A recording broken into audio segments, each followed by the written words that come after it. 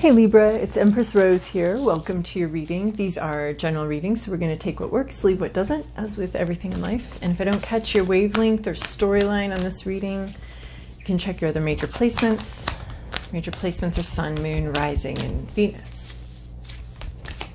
All right, we're going to start with an intuitive vibe from these oracle cards. This is the Moonology deck and the Work Your Light oracle deck. And we're going to see what we get. Oh, that's right. I've been doing it a little different this week. All right. Okay. 1, 2, 3.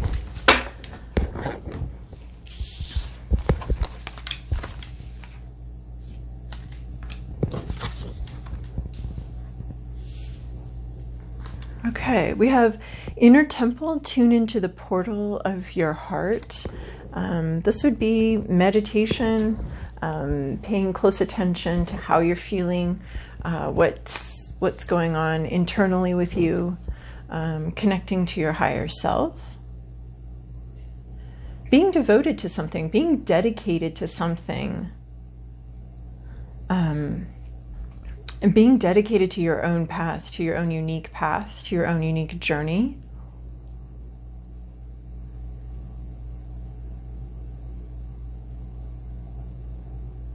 Like a union with yourself. And then we have look at the bigger picture, full moon in Sagittarius. This always reminds me of like stop overthinking, don't get too bogged down in the little details of how something is, how something goes, the specifics or even specific setbacks, because every journey we're on is going to have like I've never seen anybody go shoop. And then that was actually reminding me of hiking, and you go, even if you're hiking up a mountain, you're going up and then a little bit down and then a little bit up and going up the little sawtooth, the way the mountains go. So, and then we have hold your vision, also reminding me of a hike. So you're part way somewhere. Just stay focused on your goal. There is a lot more work ahead. This is why you need to keep looking at the bigger picture. There's a bigger picture here. Your vision, you're only seeing a little bit right now. And there's some difficulty here, or some a lot of work here. But when you're looking at the bigger picture and holding your vision, so I think you're looking at the bigger picture and staying focused on that, despite what difficulties may come your way. They almost seem to be saying the same thing. Fixed moon and full moon in Sagittarius. Overall, what do you want? Okay, and then we're going to take one of these Botanical inspirations cards. Gladiola. Whew. Strength of character and that did not help. Strength of character and moral integrity. Character cannot be developed in ease and quiet. Only through experiences of trial and suffering can the soul be strengthened, vision cleared, ambition inspired, and success achieved. Okay, this is horrifically matching the same thing. Look at the bigger picture, hold your vision, strength of character, and moral integrity. So being strong, staying strong as you experience some challenges, maybe have some little details that maybe don't go quite right, but staying strong and staying true to your own integrity and your own character. Strengthening. So yeah, strengthening. I'm kind of seeing here with this hold your vision card, a hiking, and the legs getting stronger and stronger, and it's difficult, but you're getting stronger as you go. So each little step, especially if you're carrying some sort of pack, each little step on this hike, you want to get to the top, you want to get up there, and each step is you're getting stronger with every step. So it may be a difficult hike, but You're going to be strong at the end of it. Libra. All right, now we're moving on to the Golden Tarot for a more traditional tarot spread. We have one overall that popped out here, 8 of Swords. This is being in denial, and I feel like there's a sense of coming out of denial, taking off a blindfold, freeing yourself, freeing your mind. She's not actually trapped. The only trap is in her mind. The only trap is her thoughts, her ideas. Every time she says, I can't, no, I cannot do this, no, it doesn't work, it tightens the knots. But the only thing holding her back is herself. The only thing, holding her back is her own mind, her own sense that she can't do this, that she's not up to the task, she's not strong enough. That's all within her mind. So, wow, there's some place where you need to go where there's more freedom here in tuning into the portal of your heart, looking within at where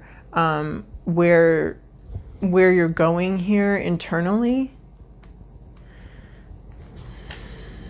But this is a lot of strengthening. Oh, my heater's coming on and it's just a big roaring jet engine.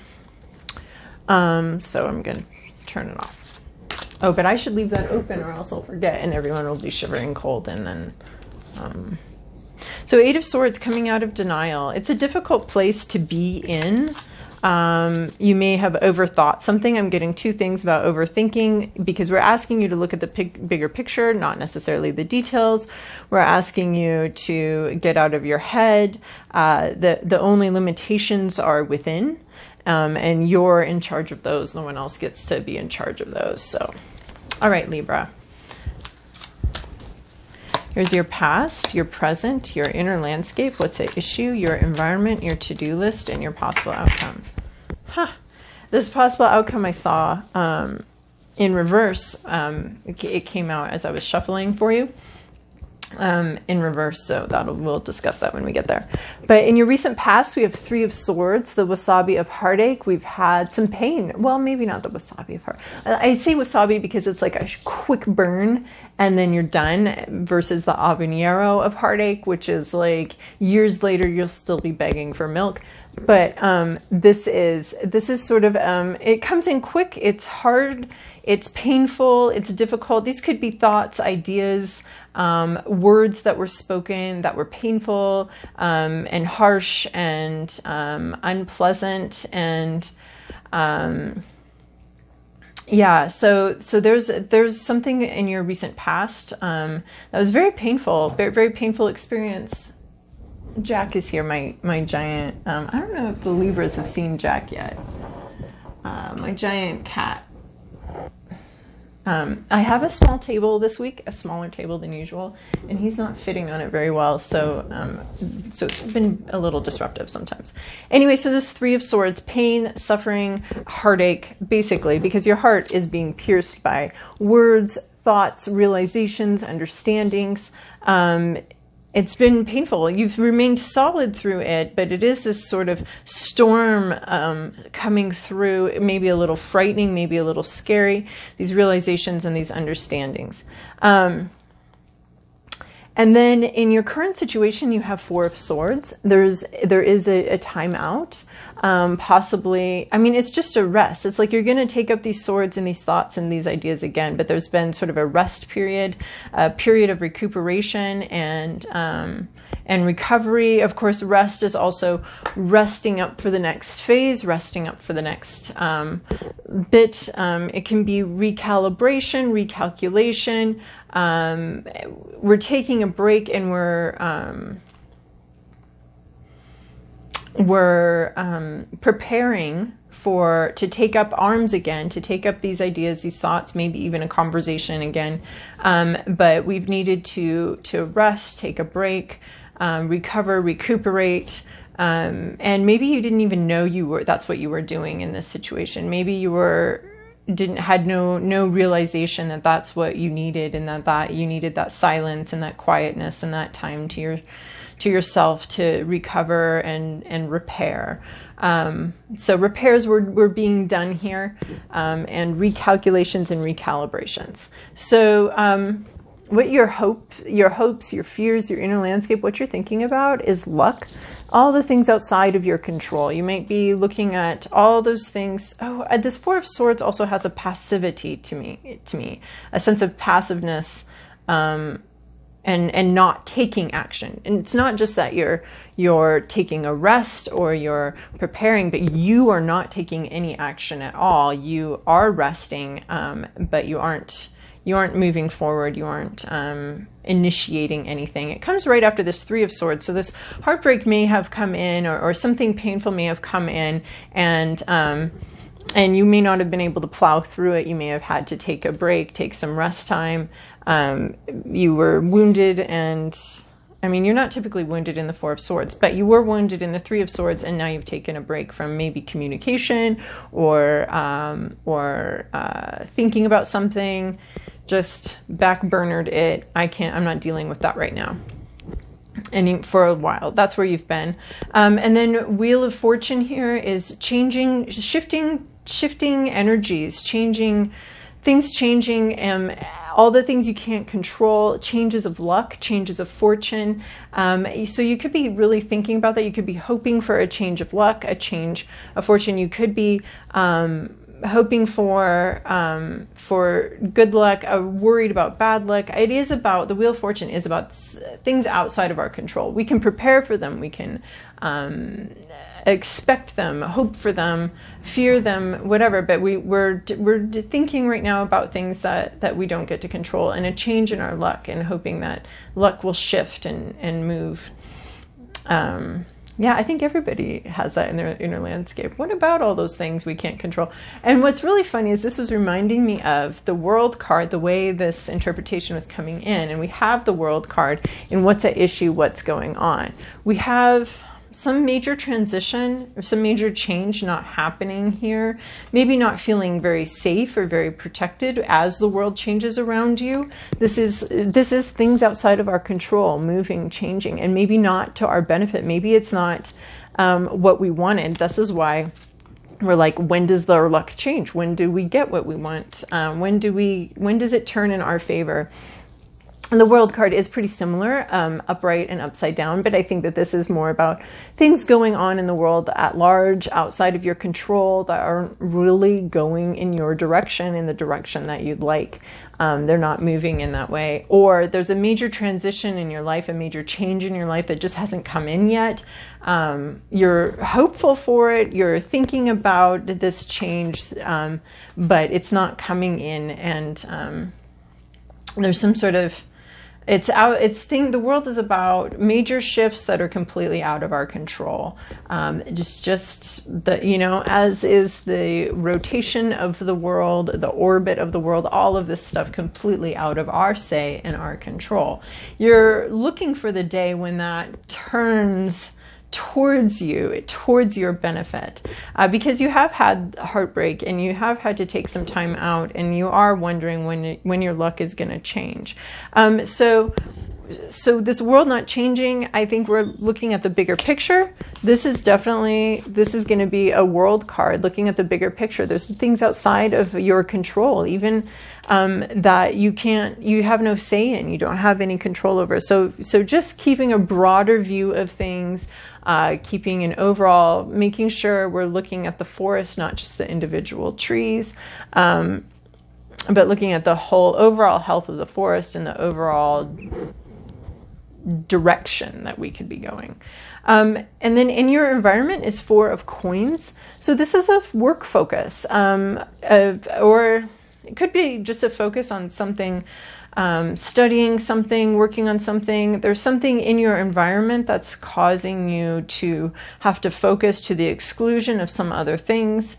You're needing to remain very focused on something. And she's sort of wistfully looking over at family. She would really like to be with them, hanging out with them, or something, family, friends, socializing. But something in her environment is causing her to have to focus on work and have to focus on studies or focus on the physical realm. The physical realm around you is being very demanding and requiring a lot of focus and attention, to the exclusion of being able to do some of the more enjoyable things in life. Four of Coins is also, you know, a pleasant sort of obsession. It's not the Devil card where we're having this obsession or that's controlling us and is really big. This is sort of a more pleasant obsession. I mean, there's some choices here to remain focused on a work situation. And it's not horrible. No one's like really suffering. It's just like, it's a prioritization thing. And you're needing to something in your environment is asking you to prioritize the physical environment, prioritize work, prioritize, that kind of thing. And then we have your to-do list is Two of Wands, getting very practical here. So the Two of Wands, he's between two places. He has both his inspiration and he also has the reality. I like this card. It's a well-balanced card. Some people say it's ignoring your intuition. That could be true. But it can also be about integrating your intuition with reality, making plans, being focused on the reality, being focused on, okay, so what goes where and how is this detail? So I think the details, you need to focus on some sort of work details this week, or some sort of work, school, study details this week are requiring your focus. I'm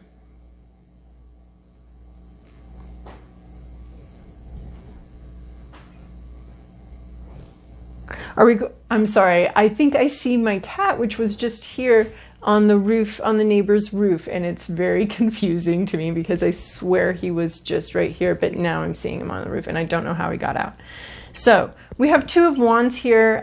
This is your to-do list, focusing on not so much your intuition, but your intellectual understanding. There's both going on here. There's an intuitive situation and an intellectual understanding, and both of these are happening at the same time, and you're supposed to be focusing on both.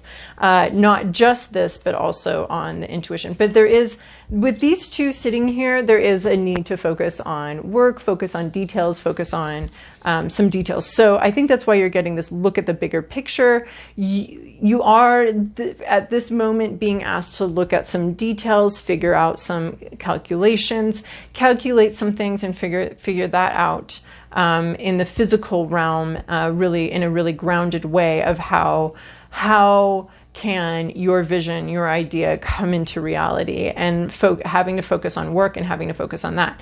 You're not completely ignoring your intuition, but you are having to focus on some details. And I think, and that's why we're getting this look at the bigger picture also, is as you're focusing on these little details and having to take care of some details here, don't forget that there is a bigger picture, that you are going someplace. There is a larger vision, even as you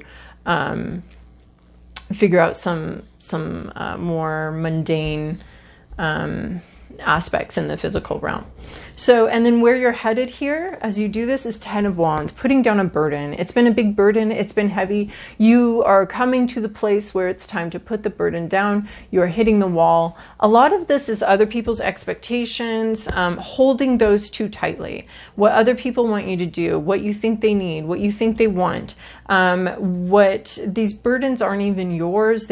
Most of them have been handed over to you by other people. They weren't even yours to carry. And I think this is a little bit of this Eight of Swords. Like, you've been carrying a burden that really just wasn't even yours. And it could have been other people's expectations, what you think other people want, what you think they want. So it's a really beautiful, this Ten of Wands the burden is over, right? This is where we're coming. You got to figure out a few more details, but hold your vision, if you want to unburden yourself, if you want to lay down some sort of heaviness that you've been carrying, if that's your vision, you've got like some actual real life details to figure out on your way to there. But keeping this overall vision of the end of a difficult time, the end of a difficult era.